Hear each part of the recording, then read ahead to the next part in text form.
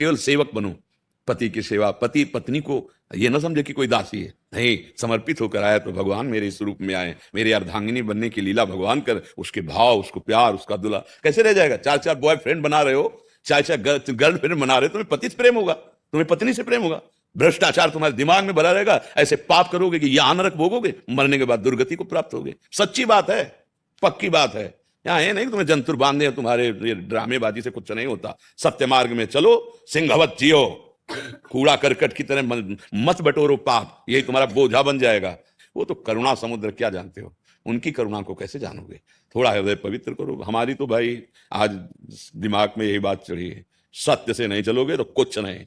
अगर आपको भगवान ने हमारे पास भेजा है तो हमारी बात समझो, अगर बुरा लगे तो इसको अंदर बैठा लो। एक कड़वी दवा है जो तुम्हारे हृदय के विकार को नष्ट कर देगी, और अच्छा लगे तो भगवान की बड़ी कृपा, फिर तो चलो ही।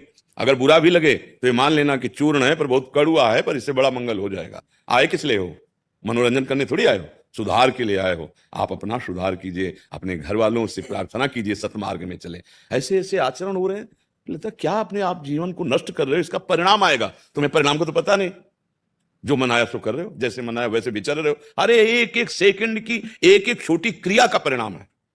कई बार सुना, एक महात्मा हाथ उठाए, पैर के अंगूठे के बल मंत्र जप रहे हैं, मांडव्य ऋषि आंख समाधिस्थ है।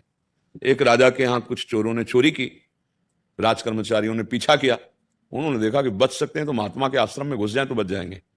वो घुस गए और सैनिकों ने देख लिया, पीछा किया, अंदर गए तो मैं माल से चोरों को पकड़ा तो बोले महात्मा नाटक कर रहा है, महात्मागिरी का यह है चोर, क्योंकि चोर पालता है तभी तो चोर इसके आश्रम में आए। बुद्धि घूम गई। कौन घुमाने वाला है? कर्म। कर्म भगवान जो है कर्म के अनुसार फल देते हैं। कर्म प्रधान विश्व रचिरा का, जो जस करे तास फल चाका। महात्मा को भी बंदी बना लिया चोरों के साथ, राजा के पास ले गए, आगे चोर खड़े थे, पीछे और वो अभी होश में ही नहीं आए थे, अंतर्दृष्टि में इतने डूबे थे। तो राजा ने तुरंत कहा कि अब क्या है, जब सामान पकड़े गए, प्रमाण हो गया, तो इन सबको सूली पे चढ़ा दो।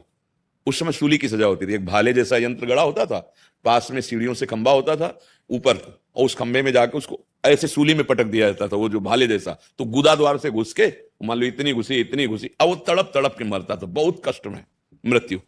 ऐसा ही किया। और जब दूसरों को सूली देने की आती तब उनको उतार लिया जाता था। अतरे दूसरे अपराधी जन मिलते ही रहते थे।